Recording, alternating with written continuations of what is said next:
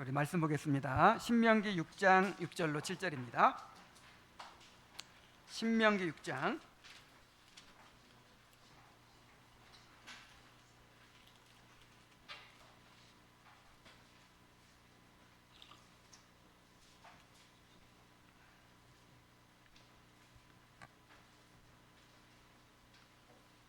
자, 함께 읽겠습니다.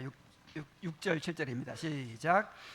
오늘 내가 내게 명하는 이 말씀을 너는 마음에 새기고 내 자녀에게 부지런히 가르치며 집에 앉았을 때든지 길을 갈 때든지 누워 있을 때든지 일어날 때든지 이 말씀을 강론할 것이며. 아멘.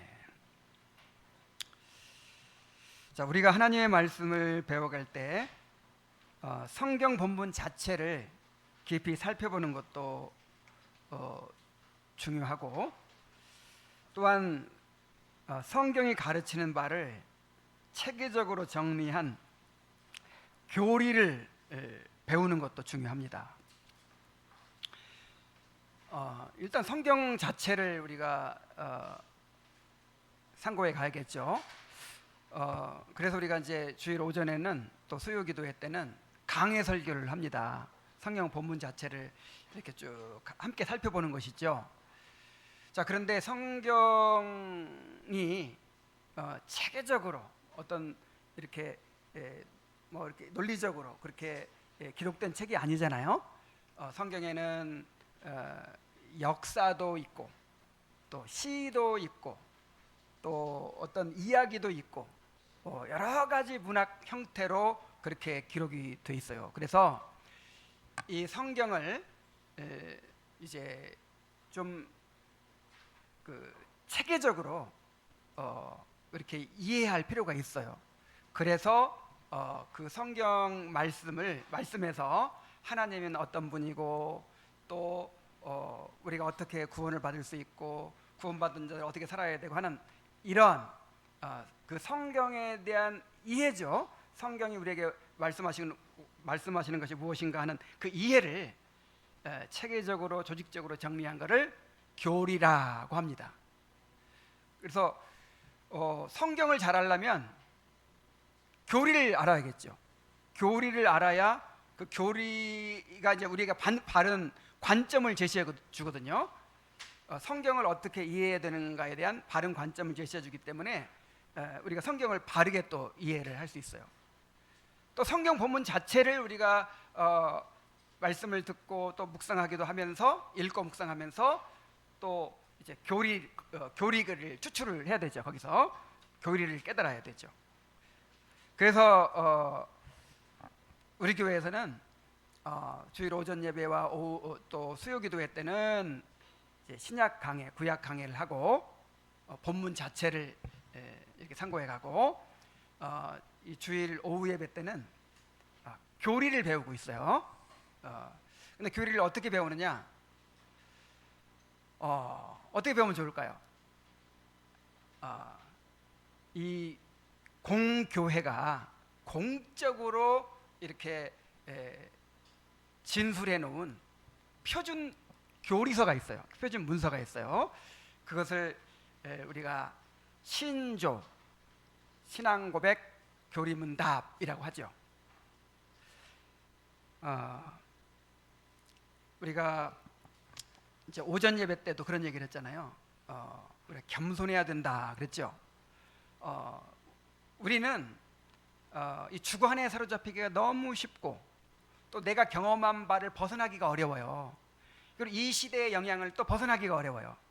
그래서 내가 연구해가지고 목사가 개인적으로 막 연구해가지고 교리를 연구하고 신앙을 연구해가지고 그렇게 가르치는 것이 아니고 역사적으로 이 교회가 공적으로 이렇게 진술해 놓은 그 교리, 다시 말해서 신조와 신앙고백과 교리문답을 가지고 우리가 교리를 배워야 돼요. 그렇지 않습니까? 이보다 더 좋은 방법이 없어요. 그래서 주일 오후 예배 시간에는 교리를 배우는데 어떻게 배우냐면 주로 교리문답을 그렇게 우리가 살펴봤죠.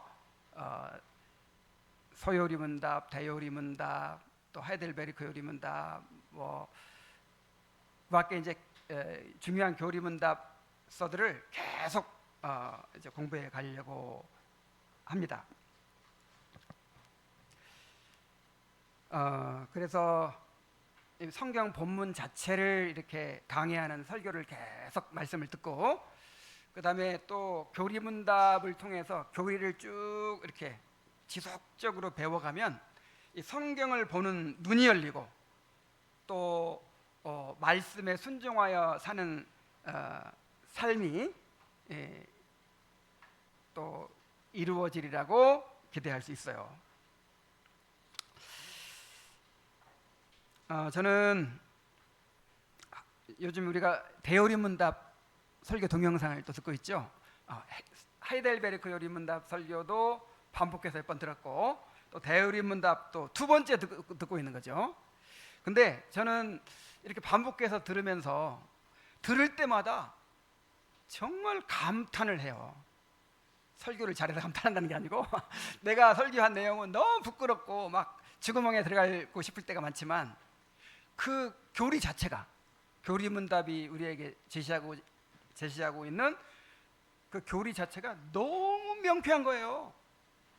이야, 이렇게 확실하구나. 그냥 마음이 시원해지고 뭔가 이렇게 희미하던 것들이 그냥 명확하게 드러나고, 내가 믿어야 할 바, 행해야 할 바, 이런 것들이 너무 확실해지니까 그냥 믿음이 막 생기고 확신이 생기고 하나님을 바라보게 되고, 난 들을 때마다 너무 좋아요.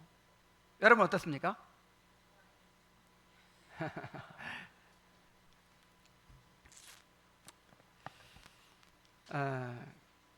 이미 대요리 문답 설교를 계속 듣고 있지만, 또 대요리 문답은 굉장히 내용이 방대하고 상세한 느낌이 있죠. 그 나름대로 너무 좋지만, 또 어린이들과 초신자들도 쉽게 전체를 이렇게 파악할 수 있는 소요리 문답도 아주 좋은 장점이 있어요. 그래서 이미 대요리 문답을 듣고 있지만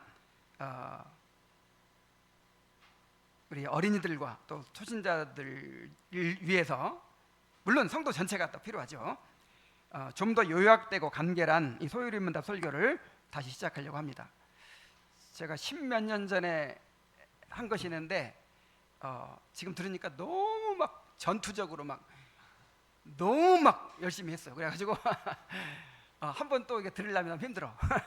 나는 그렇더라고요. 지금도 좋다는 사람이 있지만, 그래서 그냥 지워버렸어. 카페에서는. 물론 이제 DS 오디오 남아있지만요. 그래서 다시 그냥 좀 더 쉽게, 더 잘 그렇게 좀 하려고 합니다. 그래서 오늘은 이제 소요리 문답의 서론을 말씀드리려고 해요. 자, 우리 소요리 문답을 왜 우리가 공부하는 게 중요한지 그것을 말씀드리려고 합니다. 자, 먼저 이 서론을 얘기하려고 하니까 이 신조에 대해서 좀 기억할 필요가 있어요. 제가 늘 이거를 말씀드렸지만 이제 더 간략하게, 아주 더 간략하게 말씀드리겠어요. 그래서 이제 이거는 이제 물어보면 대답할 수 있도록 그렇게 익히시기 바랍니다. 자, 신조, 신앙고백, 교리문답, 이 세 가지를 대표로 그냥 신조라고 합니다. 신조라고 하든지 신앙고백이라고 하든지 해요. 자, 신조가 무엇입니까? 신조란 성경의 진리에 대하여 교회가 믿는 바를 공적으로 선언한 문서를 말합니다. 자, 신조가 뭐예요?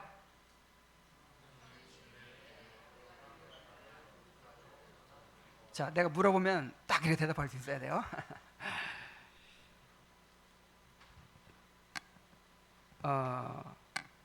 신조의 종류가 있어요. 신조가 있고, 신조 혹은 신경이 있고, 신앙고백이 있고, 교리문답이 있습니다. 자, 신조 혹은 신경이 뭐냐? 신조를 간결하게 요약하여 작성한 것입니다. 대표적으로 뭐가 있죠? 사도신경, 오늘 오후에 고백한 니케아신경, 이런 것들이 있죠. 그 다음에 신앙고백은 뭐냐? 신앙고백은 신조를 체계적이고 상세하게 기록한 것입니다. 어떤 게 있죠? 웨스트민스터 신앙고백서, 벨기에 신앙고백서, 이런 것도 있죠.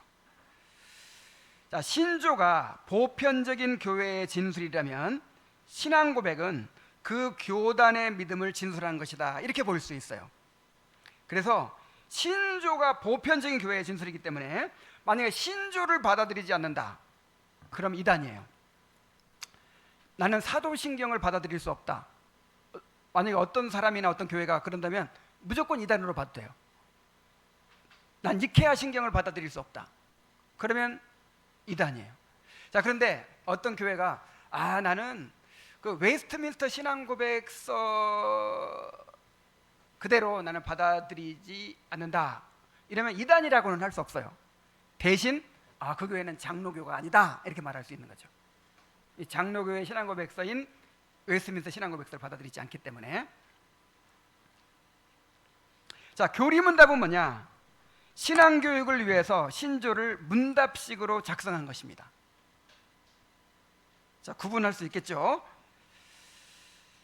자, 이 신조가 왜 중요할까요? 자, 마태복음 16장 13절부터 20절에 보면 예수님께서 신앙 고백을 요구하는 내용이 나오죠.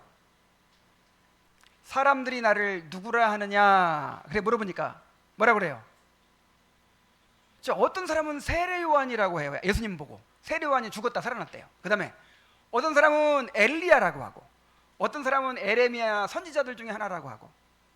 아니, 예수님을 믿는다고 하고 예수님을 따라다니는 사람이 이렇게 많은데 다 생각이 달라. 다 생각이 다른 생각을 가지고 예수님을 따르고 있어요. 근데 그렇게 다른 생각을 가져도 구원받을 수 있어요, 없어요? 없어요. 진리대로 믿고 순종하지 않으면 구원받을 수 없어요. 예수님을 정확하게 하나님의 아들이시고 그리스도이시라고 그렇게 믿지 않으면 구원받을 수 없어요. 자, 그래서 제자들에게 또 물었어요. 너희는 나를 누구라 하느냐? 그러니까 베드로가 뭐라고 대답했죠? 주는 그리스도시요 살아계신 하나님의 아들이시니이다. 신앙 고백이 정확했죠? 그때 예수님께서 이것은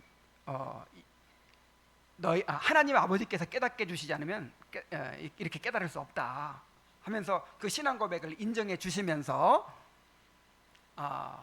내가 이 반석 위에 내 교회를 세우겠다, 이렇게 말씀하셨어요. 그러니까 주님의 교회는 바른 신앙 고백을 고백한 사도들 위에 세워진 거예요. 바른 신앙 고백 위에 세워졌다, 이렇게 말해도 돼요. 자, 교회는 어디에 세워져요? 바른 신앙 고백. 그러니까 만약에 이 교회에서 바른 신앙 고백이 없으면 바른 교회가 될 수 있어요, 없어요?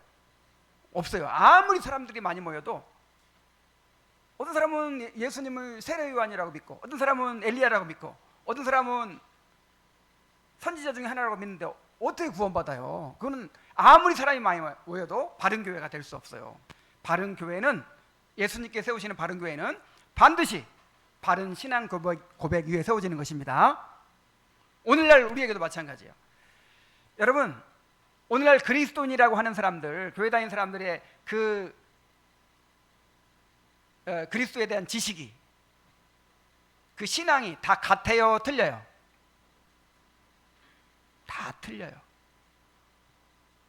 교인들마다 틀리고, 교회마다 틀리고, 목사마다 틀려.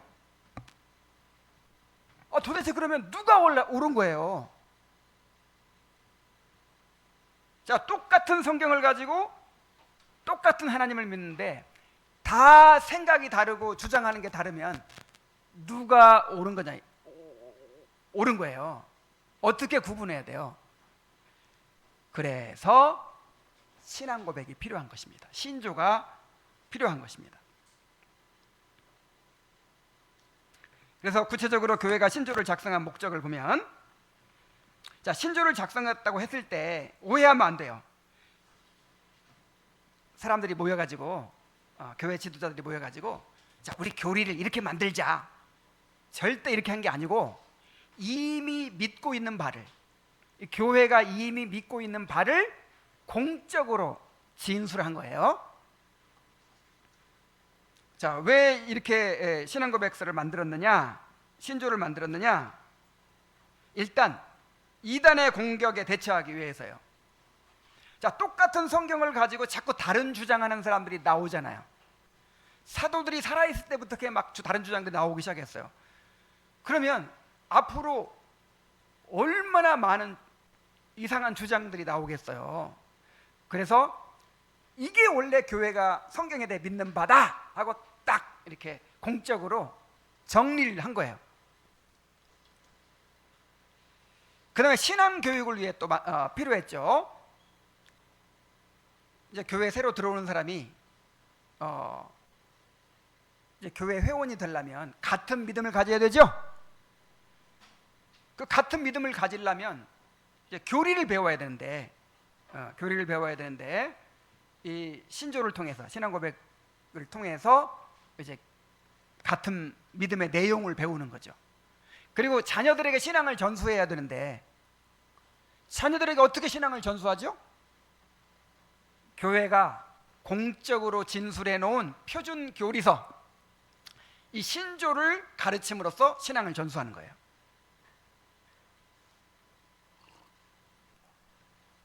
자, 그리고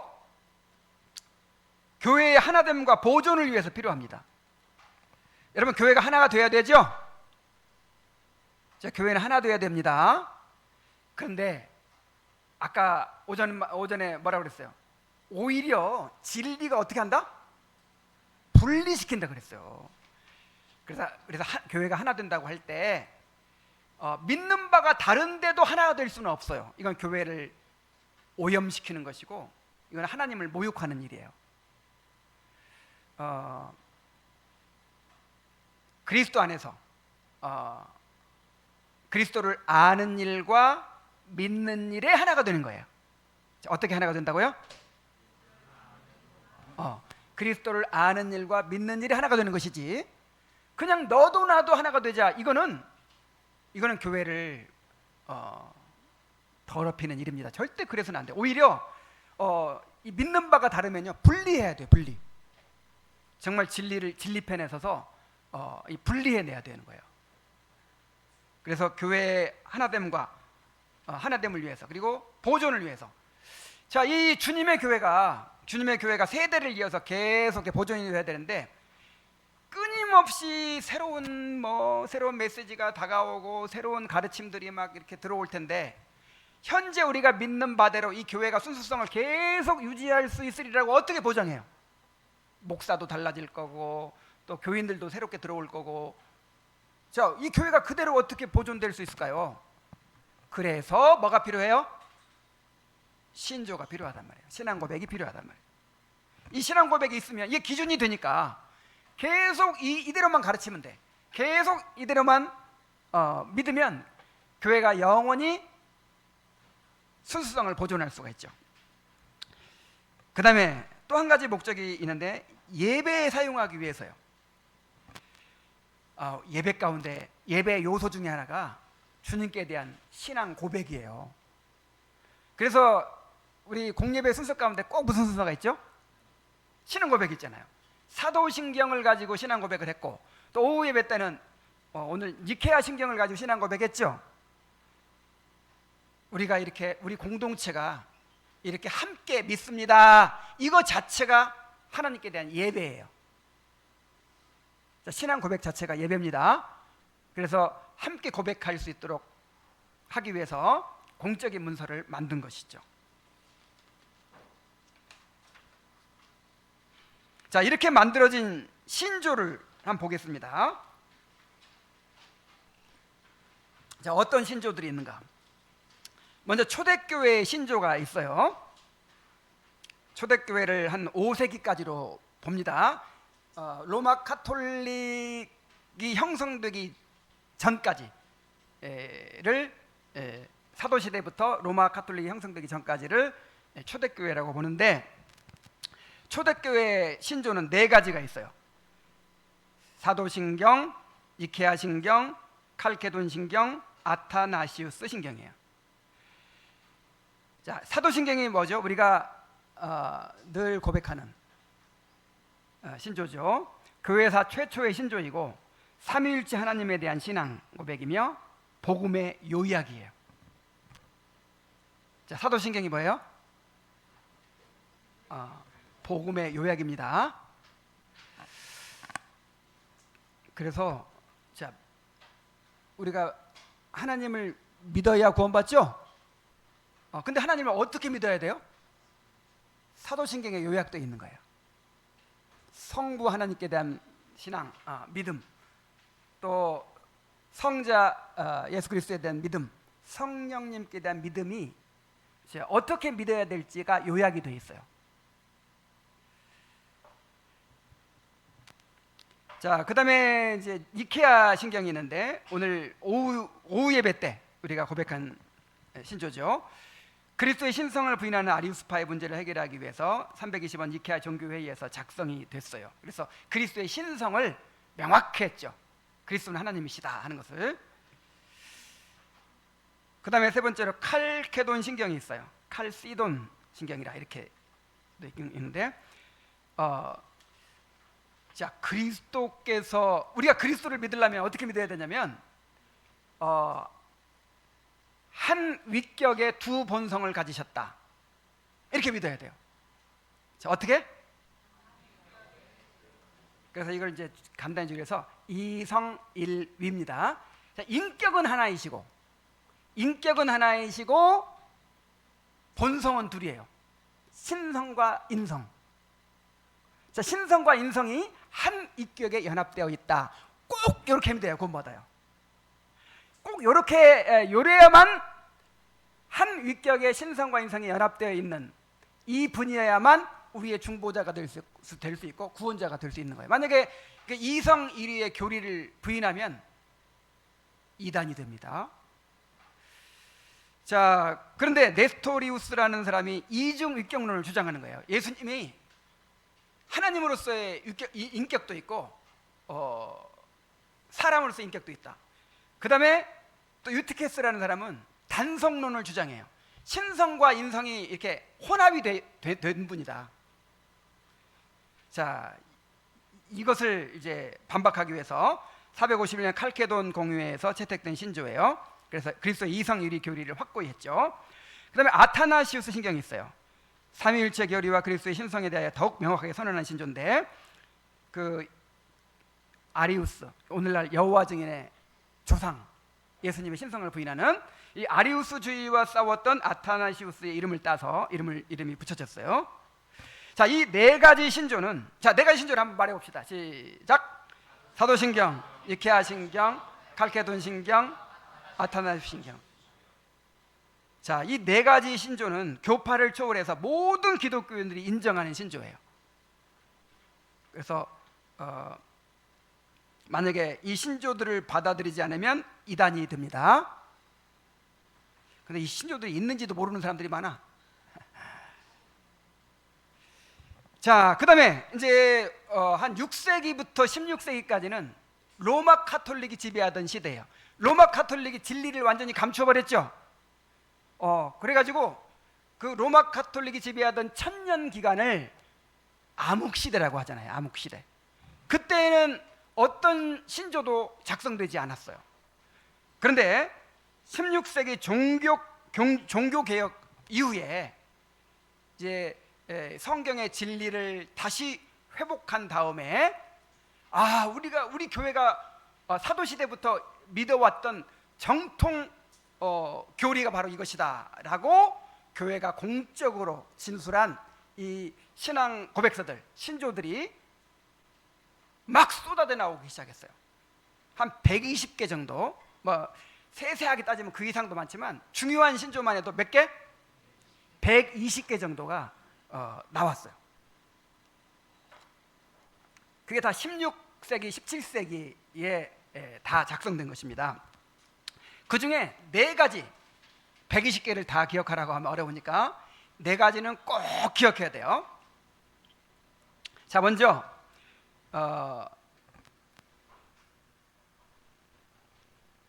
벨기에 신앙고백서가 있습니다. 자, 네덜란드의 귀도 드 브레가 작성한 것이고, 네덜란드에 박해받는 성도들의 신앙을 변호하기 위해서 작성된 신앙고백서예요. 옛날에 네덜란드하고 벨기에가 한 나라였거든요. 그래서 이름이 이제 벨기에 지역에서 작성됐기 때문에 벨기에 신앙고백서라고 하는데, 네덜란드 교회에서 작성됐다 이렇게 보면 됩니다. 그다음에 하이델베르크 요리문답이 있어요. 이것은 독일 팔체 영주 프레드릭 3세가 신학적 혼란을 제거하고 후손들에게 바른 신앙을 전수하기 위해서 하이델베르크 대학의 교수 우르시누스와 궁정 설교가 올레비아누스를 시켜서 작성하게 했죠. 그 다음에 도르트 신경이 있습니다. 자, 알미니우스파가 일으킨, 알미니우스파가 어떤 주장을 하는 사람들이죠? 인간의 자유의지를 강조하는 사람들이죠. 하나님의 주권 신앙에 대해서 이렇게 다른 주장을 한 사람들, 인간의 자유의지를 내세운 사람들이죠. 자, 이 사람들이 이제 교리 논쟁을 일으켰는데, 그래서 이것을 해결하기 위해서 네덜란드의 도르트에서 열린 국제적인 총회에서 이제 튤립이라고 하는 5개 조항, 5개 조 94항목의 신조를 작성하죠. 자, 그래서 유명한 칼빈주의 5대 교리라는 거, 맨 처음에 뭐죠? 전적 타락, 그 다음에 무조건 선택, 제한 속죄, 불가항력적 은혜, 성도의 견인, 이 칼빈주의 구원론의 5가지 교리, 5대 교리, 이것을 이제 명시를 했어요. 자, 이상 세 신조를 개혁교회의 새 일치 신조라고 합니다. 자, 개혁교회가 크게 2갈래가 있어요. 대륙의 개혁교회와 영미계통의 장로교회. 근데 대륙의 개혁교회, 대륙 개혁교회에서 표준으로 삼고 있는 교리서가 이 새 일치 신조예요. 자, 무슨 신조? 자, 진화랑 형제 새 일치 신조가 뭐예요?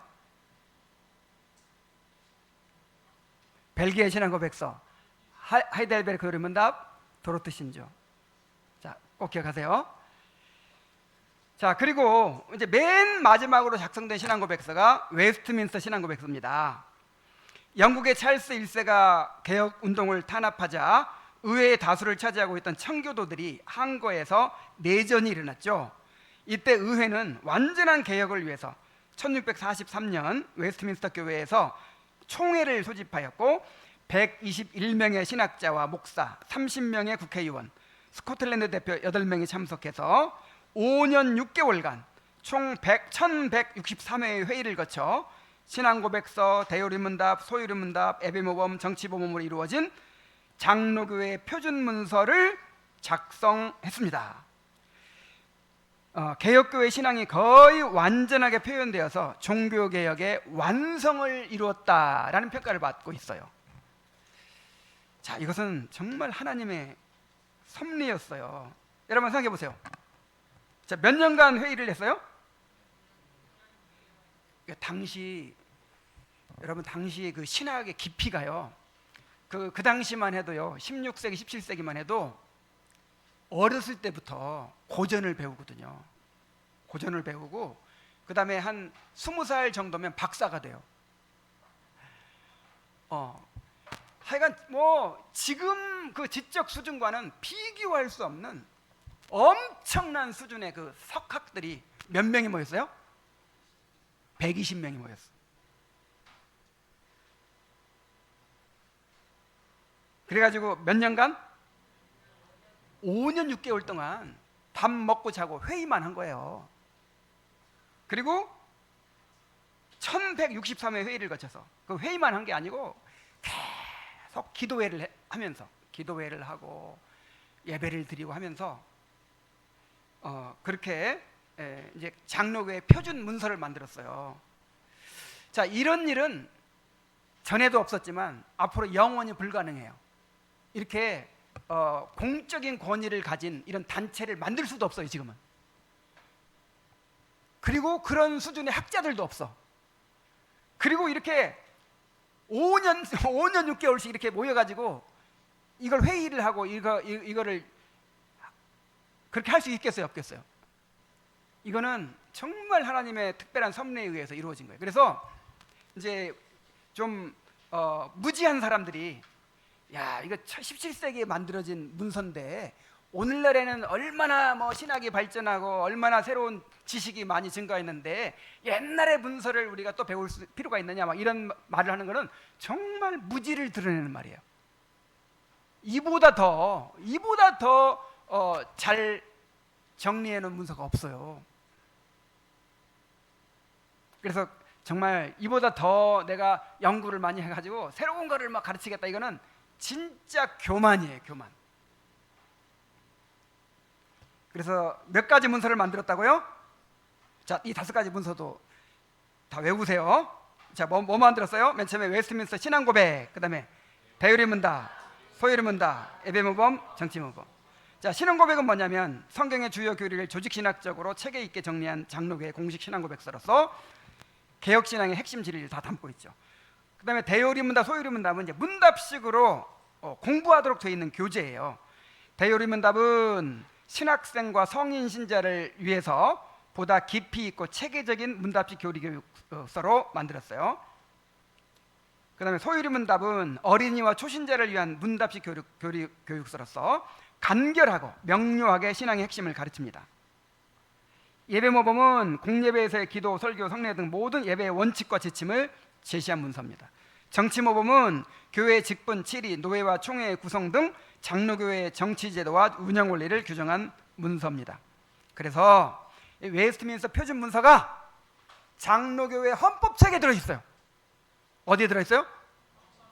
헌법책. 이게 헌법이에요, 헌법.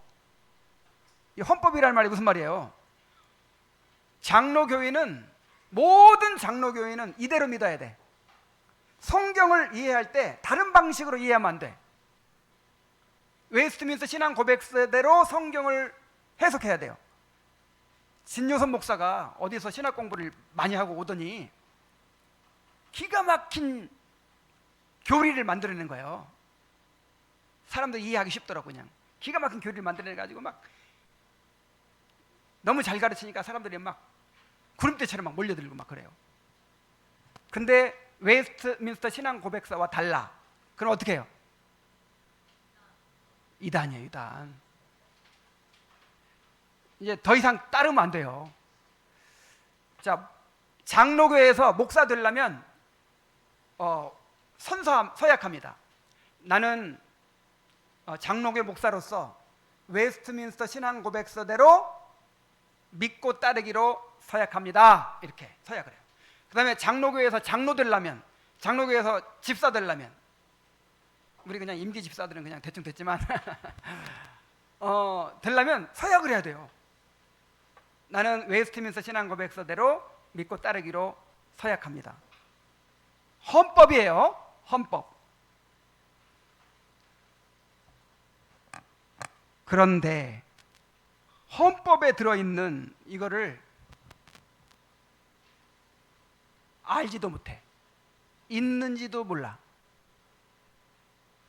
오늘날 장로교회들이 이 신앙 고백서들을 또 교리문답서들을 다 버렸어요. 아주 구닥다리 취급을 하고 자기가 그렇게 서약을 해놓고. 그래서 정말 통탄할 노릇이에요. 장로교회를 수십 년 다녀도 소유를 윈다면 뭔지도 모르는 사람들이 있어. 더 기가 막힌 것은 제가 이제 노회 고시부에서 이렇게 총무로서 목사고시, 장로고시 이런 것들을 이제 다 많이 진행을 했는데, 우리 합동신학대학원 대학교를 나온 이 목사 후보생들도 신앙 고백을 몰라요. 아니 왜 이걸 안 배웠냐 그랬더니 선택 과목이었는데 자기는 그걸 선택을 안 했대. 정말 너무 통탄할 일이에요. 그래서 오늘날 교회가 이렇게 혼탁해지는 거예요.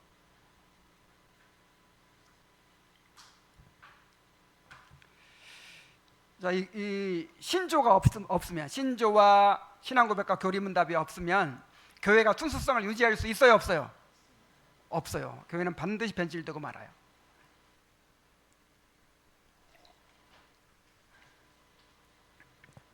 헌법에 있습니다. 반드시 우리가 배워야 되는 것이죠. 따라야 되는 것이죠. 자, 그 중에서 이제 웨스트민스터 소요리 문답에 대해서만 한번 살펴봅니다. 자, 소요리 문답의 중요성, 특징. 자, 문답 형식으로 구성되어 있어서 배우기 쉽고 기억이 용이합니다. 특히 어린이와 초신자들이 교리를 체계적으로 이해하는데 도움을 주죠. 자, 원래 이게 어린이를 위해서 만든 건데 지금 어른들도 몰라. 목사들도 모르는 사람이 많아요. 정말 통탄할 일이죠. 자, 두 번째로, 모든 내용은 성경에 근거하고 있으며 각 답변에 해당하는 성경 구절을 명시해서 성경적 권위를 강조합니다. 성경의 내용을 가르치기 위해서 체계적으로 교리를 만든 것이지, 교리로 정리한 것이지 이게 성경 말씀과 다른 게 아니라는 거죠. 복잡한 신학적 내용을 핵심적이고 간결하게 요약해서 기독교 신앙의 중요한 교리들을 체계적으로 배울 수 있도록 돕습니다. 자, 하나님은 누구신가? 죄란 무엇인가? 이런 거 이렇게 막 설명을 하면 막 여러 말을 막 이렇게 장황하게 막 늘어놓게 되는데 그 웨스트민스터 총회에 모인 학자들이 대학자들이 그냥 간결하게 이해하기 쉽게 딱 정리해 놨어요. 그러니까 이대로만 외우면 돼. 하나님에 대한 올바른 이해와 그분이 인간에게 요구하시는 바를 명확히 제시해서 하나님 중심의 신앙을 강조하고 하나님께 대한 경외함과 사랑이 깊어지게 합니다. 그래서 이 소요리 문답 자체가 하나님 중심으로 되어 있거든요. 하나님을 알게 하고 하나님을 경외하게 만들어요. 그 다음에 다섯 번째로, 소요리 문답은 개혁신앙의 정수를 보여줍니다. 구속언약, 예정, 은혜언약, 성화 등 개혁신학의 중심 주제를 담고 있어요. 구속언약, 행위언약, 은혜언약 이런 거. 그 다음에 여섯 번째로, 소요리 문답은 신앙의 기준과 삶의 방향을 분명히 알게 해줌으로써 시험과 유혹을 이길 힘을 얻게 됩니다. 또 일곱 번째로, 문답 하나하나가 삶과 연결된 실제적인 교훈을 줍니다. 단지 머리로 아는 것만이 아니라 삶으로, 믿음으로 살아내는 훈련이 됩니다. 다 우리 삶과 직결되어 있어요, 모든 내용들이.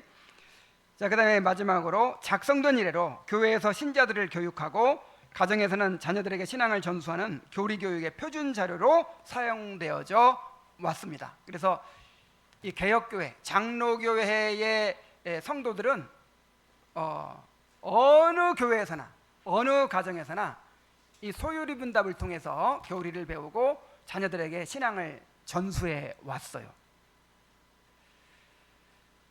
이 조나단 에드워즈 같은 사람은 꼭 장로교인이 아니었어도 자녀들에게 늘 저녁마다 소요리 문답을 이렇게 암기시키고 이렇게 했다고 해요. 자, 이것이 우리 개혁교도들의, 장로교인들의 신앙 전통입니다.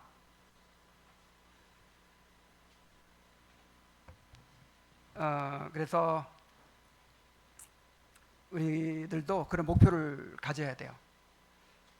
이 소요리 문답을 다 암기하고 이렇게 물어보면 이 소요리 문답이 가르친 대로 딱 대답할 수 있도록 그렇게. 자, 그런 목표를 가지게 되길 바랍니다. 일단 부모들이 그렇게 알아야지, 부모들이. 그래서 딱 대답할 말이 있어야 되겠죠. 그리고 이제 우리 아이들이 이렇게 물어보면 딱 대답할 수 있도록 그렇게 외울 수 있어야 돼요. 자, 그렇게 목표를 세우고 우리가 배우기도 하고 또 가르치기도 하기를 바랍니다. 자, 웨스트민스터 소요리문답의 구조와 내용을 이제 살펴보겠어요.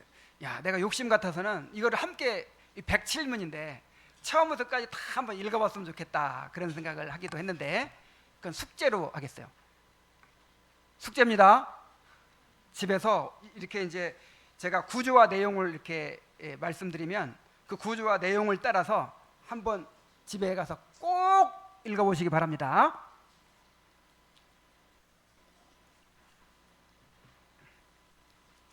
자, 먼저 서론이 있어요. 서론.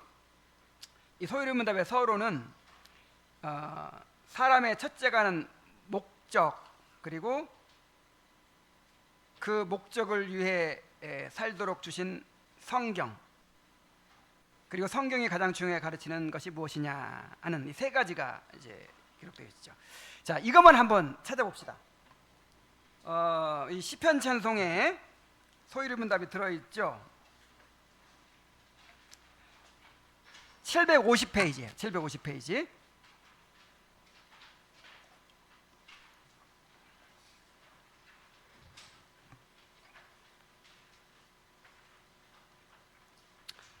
자, 제가 이제 물어보면 여러분은 답을 딱 하는 겁니다. 사람의 으뜸가는 목적은 무엇입니까? 사람의 으뜸가는 목적은 하나님을 영화롭게 하는 것과 하나님을 영원토록 즐거워하는 것입니다. 이건 다 기본적으로 외우고 있죠.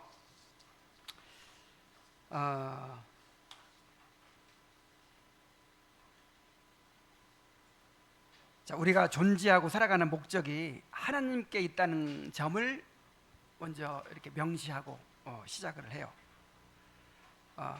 우리 인간의 목적이 뭐냐? 그게 하나님을 영화롭게 하는 것이고, 하나님을 영화롭게 하는 것과 하나님을 영원토록 즐거워하는 것이다. 이렇게 이제 이야기하고, 그럼 어떻게 우리가 하나님을 영화롭게 하고 또 하나님을 즐거워할 수 있나? 하나님께서 성경을 통해서 그 이제 규범을 주셨다는 것이죠. 이문에 나와 있어요. 자, 우리 이문도 제가 또 질문할 테니까 답을 해보십시오. 우리가 하나님을 어떻게 영화롭게 하고 즐거워할 수 있는지 지도하기 위해서 하나님께 주신 준칙은 무엇입니까? 아니면 말씀은 우리가 어떻게 영화롭게 하고 즐거워할 수 있는지 지도해 주는 유일한 준칙입니다. 자, 그리고 이제 산문은 그러면 성경이 가르치는 내용이 뭐냐 하는 것을 또 질문해요. 자, 또 내가 또 물어보겠어요. 성경이 근본적으로 가르치는 내용이 무엇입니까? 성경은 근본적으로 사람이 하나님에 관해 믿어야 할 바가 무엇인지, 하나님께서 사람에게 요구하시는 의무가 무엇인지를 가르쳐 줍니다. 자, 여기까지가 서론이에요.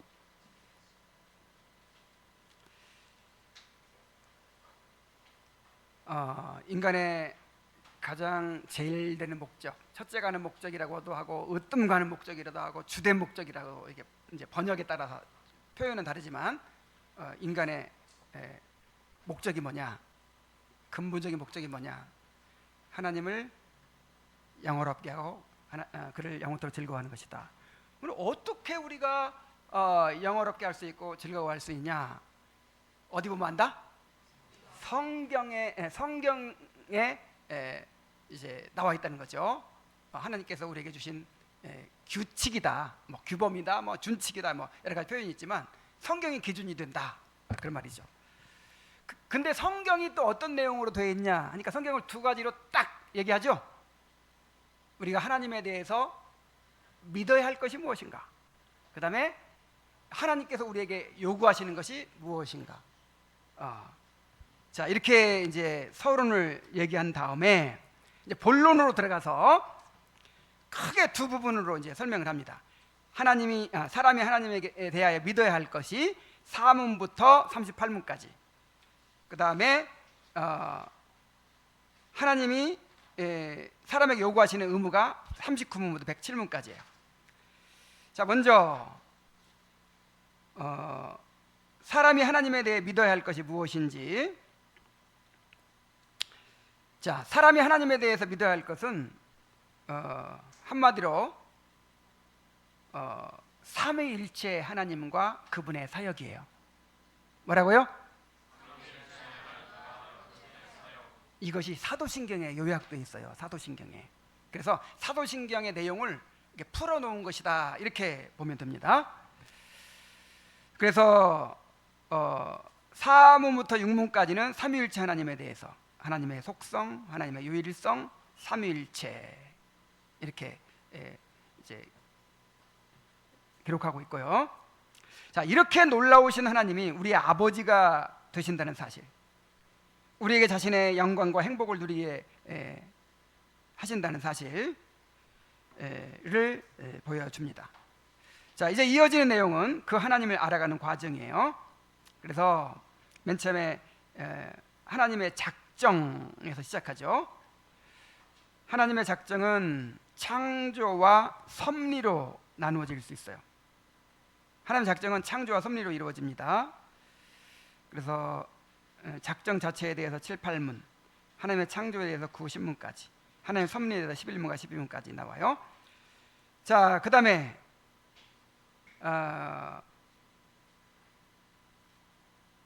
하나님의 섭리는 인간의 타락과 구원으로 이제 나타나거든요. 그래서 먼저 인간의 타락과 그 결과가 13문부터 19문까지, 인간의 타락은 13문에서 16문, 죄와 비참은 17에서 19문이고요. 그 다음에 자, 구속자이신 그리스도에 대해서 20문부터 28문까지 나옵니다. 그래서 은혜 언약과 구속자에 대해서 21문부터 22문까지, 또 그리스도의 삼중직에 대해서 23문부터 26문까지, 그리스도의 낮아지심과 높아지심에 대해서 27문에서 28문까지 이렇게 나와 있죠. 자, 이게 다 복음의 내용이에요. 복음의 내용. 이 소요리 문단만 봐도 이 복음의 내용이 얼마나 깊고 풍부한지 몰라요. 우리가 알아야 될 내용이 얼마나 많은지 몰라요. 그냥 이런 거 다 생략해버리고 그냥 보지도 않고 배우지도 않고 그냥 단지 그냥 예수님이 십자가에 달리셔서 우리 죄를 위해 대신 돌아가셨으니까 그냥 그분 믿으면 구원받는다, 그냥 한 5분 10분 만에 전할 수 있는 그 내용으로 축소시켜버린 거예요, 지금 복음을. 이 내용을 깊이 이렇게 알아가면서 정말 예수께서 우리를 구원하시기 위해서 어떤 일을 하셨는가를 배워야 됩니다. 자, 이렇게 이제 예수님께서 우리를 위해서 이루신 구속을 또 적용하는 과정이 있어요. 자, 하나님은 우리를 택하시고, 그리스도께서는 우리의 구속을 이루시고, 성령께서는 그리스도께서 이루신 구속을 우리에게 적용하시죠. 그래서 그 적용이 29문부터 38문에 나와 있다는 거예요. 그래서 성도의 삶은 그리스도께서 이루신 구속을 성령을 통해서 적용받는 삶이에요. 자, 성도의 삶이 무슨 삶이에요? 그리스도께서 이루신 구속을 성령을 통해서 적용받는 삶이에요. 일생이 그래요. 일생이, 우리의 일생이.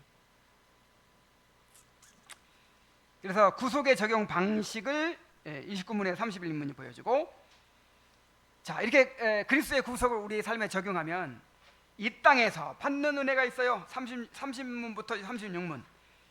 그 다음에 죽을 때 받는 은혜가 있어요. 37문이고, 또 부활하면 누리는 은택이 있어요. 38문에 기록되어 있습니다. 자, 여기까지가 우리가 하나님에 대해 믿어야 할 내용이에요. 자, 그 다음에 이제 두 번째, 본론의 두 번째 부분으로 하나님께서 사람에게 요구하시는 의무가 무엇인가가 39문부터 107문에 나와 있습니다. 자, 하나님께서 사람에게 요구하시는 의무는 한마디로 순종입니다. 순종. 그리고 순종의 규칙은 도덕법이죠. 그래서 십계명을 먼저 해설하죠. 십계명 39문부터 81문.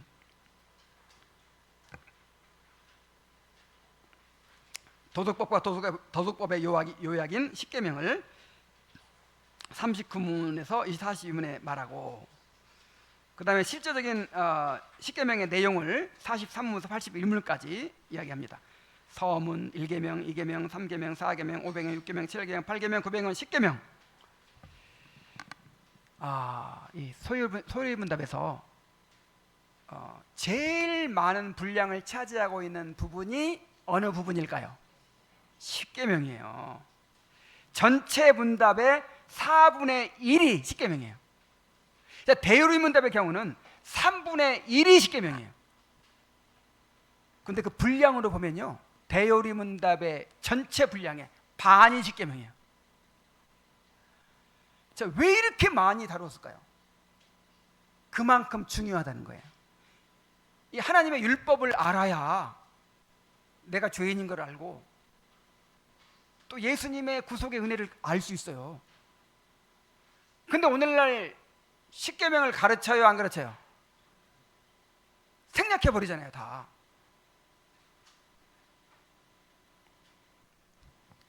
십계명은 하나님의 뜻이 무엇인지를 알게 하고 우리가 어떻게 살아야 할지를 깨닫게 하고 우리의 죄를 보게 하고 하나님의 은혜를 알게 하고 하나님께 감사와 순종으로 나아가게 하는 것입니다. 그래서 하이델베르크 요리문답에서도 십계명이 감사의 삶에 이렇게 포함되어 있죠. 감사의 삶. 이 소유문답에서도 마찬가지예요. 그리스도께서 구속을 이루시고 그 구속이 우리에게 적용되는 것을 다룬 다음에 이 십계명을 또 이야기하고 있는 거예요. 그래서 십계명은 감사함으로 지키는 거예요. 감사함으로 지키는 것이고 은혜로 지키는 거예요. 자, 어떻게? 은혜로 지키는 것입니다. 그 다음에 이제 하나님의 계명을 어기는 죄와 보응에 대해서 82문에서 84문까지 얘기한 다음에, 자, 십계명을 이렇게 이제 계속 배우면 우리의 죄가 너무 많이 드러나서 괴롭죠. 우리는 온전히 순종할 수 없는 죄인이기에 우리 자신에 대해 절망할 수밖에 없어요. 자비로우신 하나님께서는 그 진노와 저주를 피할 길을 마련해 주셨는데 그것이 바로 이제 은혜의 수단입니다. 그래서 이제 은혜의 수단을 다루는데 그 하나님의 그 구속의 은혜를 우리가 받는 통로가 믿음과 회개입니다. 그래서 이거를 내적인 수단이라고 할 수 있어요. 내적인 수단. 자, 하나님의 은혜를 뭘 통해 받아요?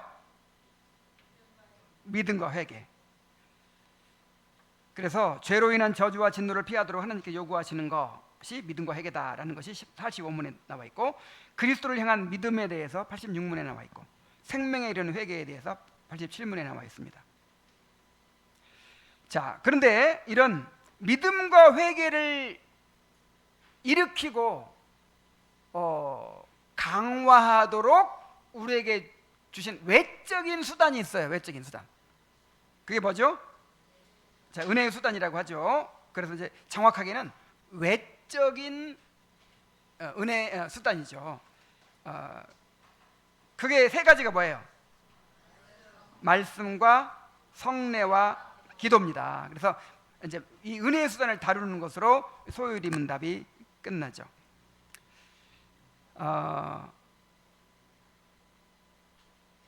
말씀에 대해서 89문에서 90문, 성례에 대해서 92문에서 97문, 그리고 이제 기도에 대해서 98문에서 107문을 통해서 이야기하는데, 기도란 무엇인가가 98문, 하나님께서 기도를 가르치시기 위해 주신 규범, 주님의 기도에 대해서 99문, 주님의 기도의 머릿말부터 결론까지 100문에서 107문 이렇게 다루고 있습니다. 그리스도인의 삶은 그리스도께서 이루신 구속을 성령을 통해서 적용받는 삶이에요. 그러므로 하나님이 명하신 모든 교례가 다 은혜이고 감사이죠. 자, 이렇게 이렇게 이제 구조와 내용을 살펴봤어요. 제가 왜 이것을 여러분에게 말씀드렸을까요? 전체를 숲을 보라고. 소유리 문답의 내용 전체가 이렇게 전개되는구나, 이런 구조로 되어 있구나. 이 전체를 보고 이제 부분을 배워가야 올바로 이해할 수 있겠죠. 그래서 이제 집에 가서 이 구조를 따라서 꼭 이 107문 소위문답 전체를 꼭 이렇게 한번 읽어보시기 바랍니다. 자, 제가 나눔을 위한 질문에 꼭 외웠으면 좋겠는 거 8가지를 7가지를 이렇게 질문을 만들었어요. 자, 제가 물어보면 답을 하십시오. 자, 신조라는 게 뭐예요? 신조.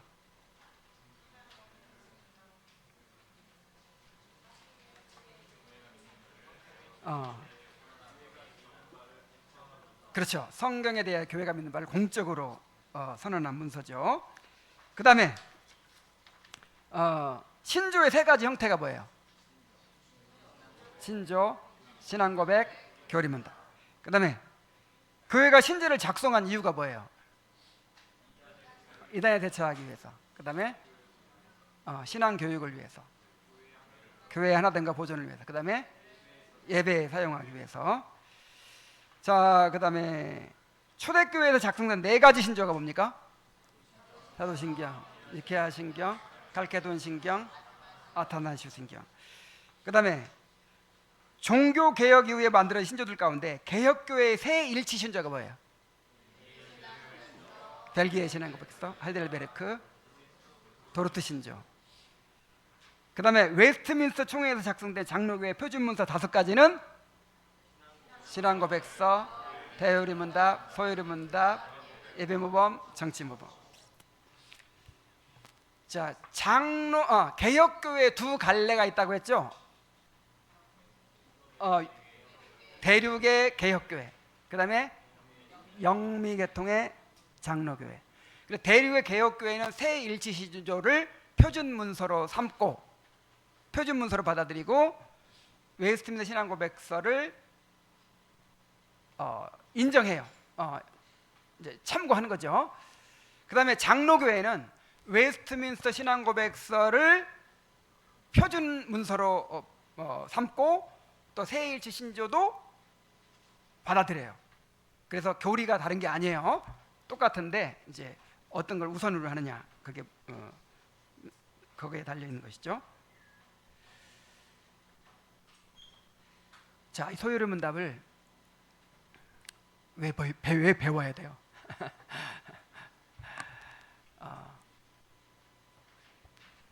뭐 이건 너무 말하기 복잡하니까 집에 가서 이제 써보세요. 이건 레포트로 제출하세요. 이 소요리문답을 정말 다 외워서 그렇게 물어보면 딱 나올 수 있도록 그렇게 합시다. 할 수 있겠어요, 없겠어요? 올해 안에 다 하라는 게 아니고 5개년 계획을 세워서라도 신앙생활 평생 할 거 아니에요. 그러니까 이걸 계속 반복해서 배워가지고 완전히 그냥 외우도록 합시다. 우리 자녀들도 그렇게 외워서 자기 말로 대답할 수 있도록 그렇게 가르칩시다. 이제 다음 주부터 이제 1문부터 다음 주가 아니네. 다음 주부터 소요리문답 이렇게 설교를 시작할 거니까 정말 기도해 주시고 우리 아이들이 특별히 잘 듣고 익히게 되도록 그렇게 기도해 주시기 바랍니다. 그래서 매주 하나씩 할 테니까 외워오는 걸로 그냥 목표를 삼으세요. 그럼 너무 좋을 것 같아요. 자, 기도하겠습니다.